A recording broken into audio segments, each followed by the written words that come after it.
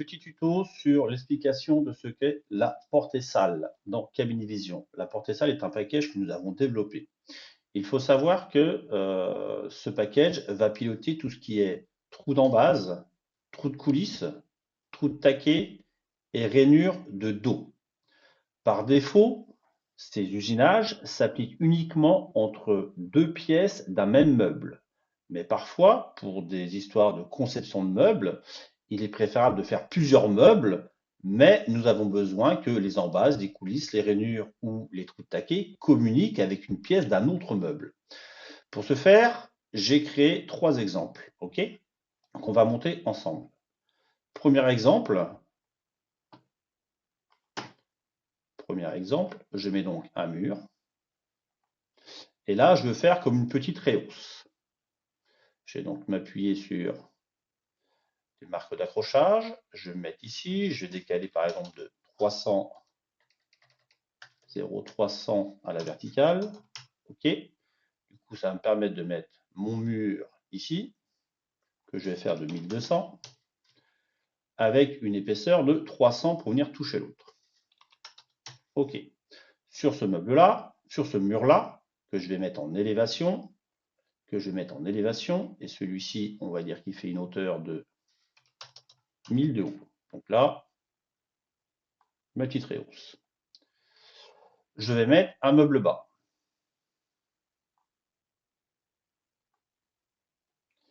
Qui va donc faire hauteur 1000, profondeur 720, pourquoi pas. Sur l'autre mur, je vais lui mettre un meuble haut. Qui va faire également 720 de large, que je vais positionner à élévation 1000. Sur une profondeur, donc sachant que celui-ci, on va le mettre une profondeur de 300. Donc mon meuble haut va donc faire 600. Je me retrouve avec cette conception-là. Sur le meuble bas, je vais lui mettre deux portes. Et ces portes, je veux qu'elles filent devant le meuble haut. Je vais donc jouer sur mes interstices. Et je vais aller voir d'abord la hauteur de mon meuble haut, qui fait 780 de haut. Je reviens dans mon meuble bas. Propriété interstice. Et là, nous allons mettre moins 720.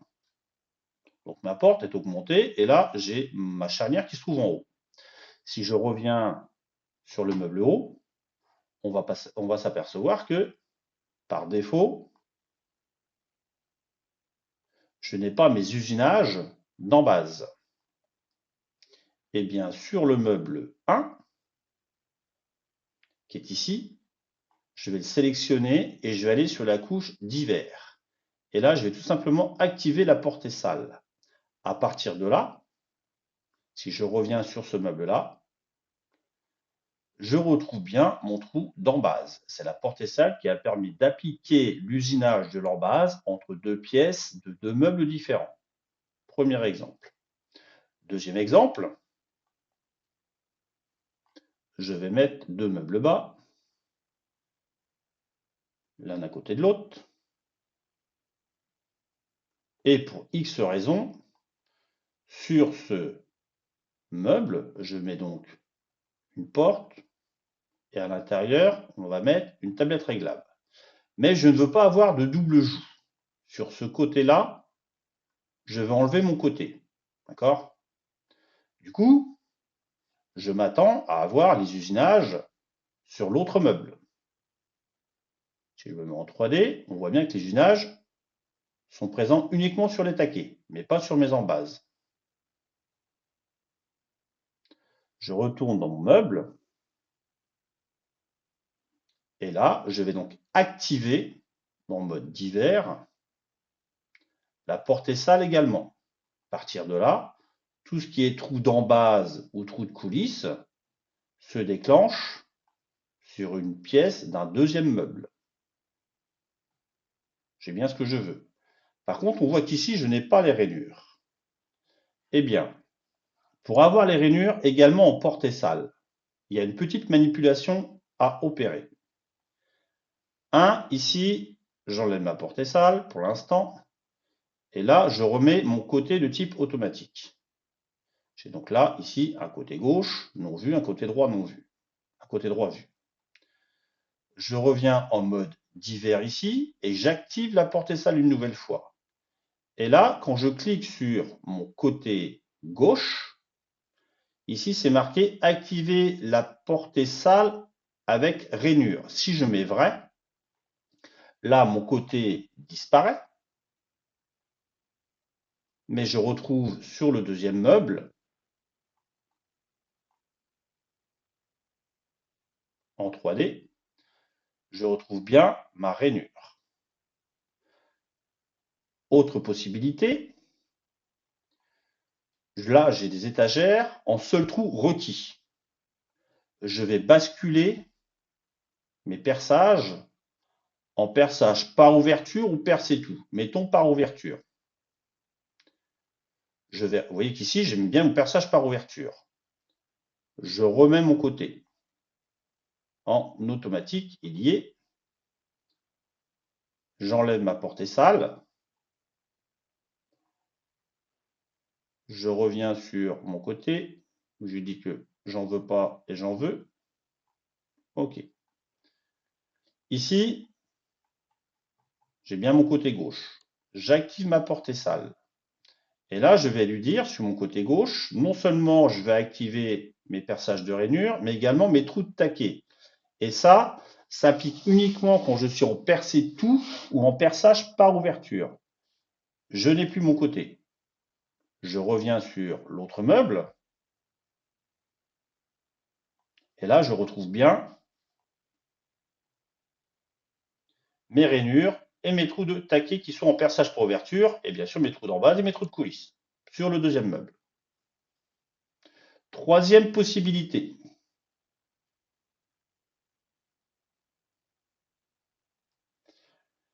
Je souhaite, par exemple, mettre un meuble bas et noyer des portes et des tiroirs dans une section d'intérieur.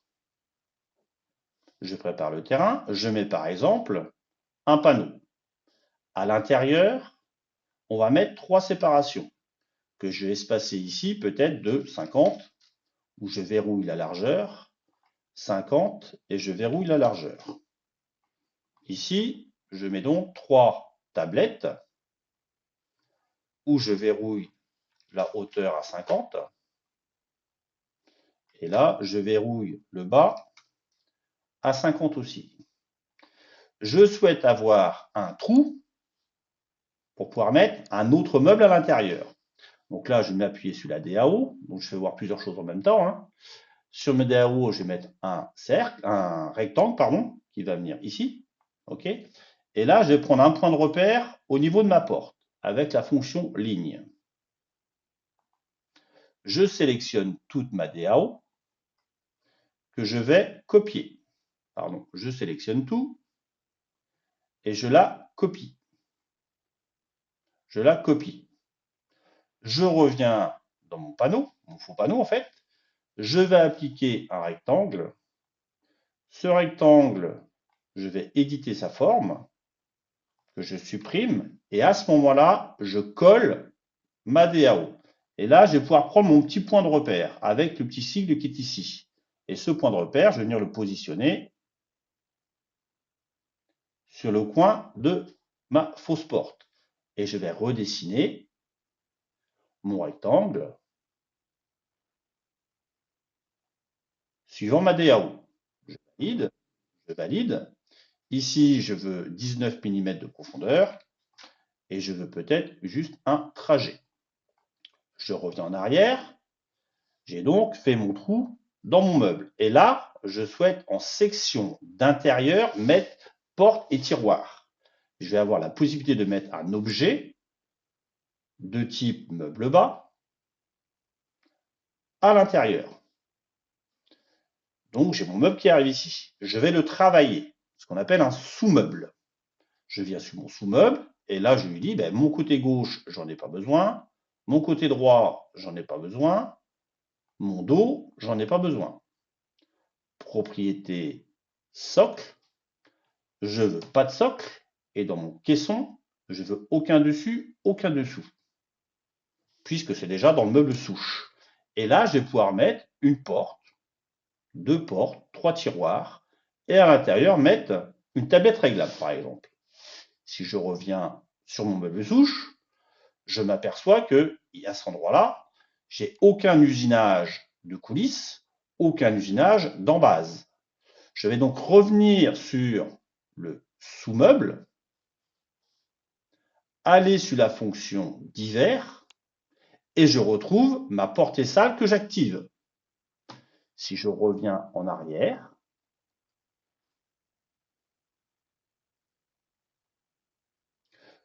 je vois bien que mes trous de coulisses et mes trous d'embase ont été déclenchés dans mon meuble souche. J'ai pu concevoir assez rapidement mon meuble. Si je reviens dans mon sous-meuble et que je change d'avis et je souhaite avoir pas des portes mais que des tiroirs, je peux enlever mes portes, enlever mon étagère, remettre à ce niveau-là deux tiroirs. Ma portée salle est déjà activée. Je reviens dans mon meuble souche.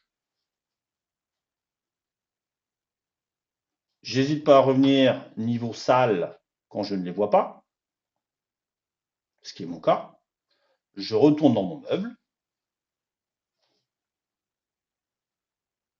Les usinages ont bien été déclenchés sur ma séparation pour faire ce type de meuble. Voilà pour la petite explication.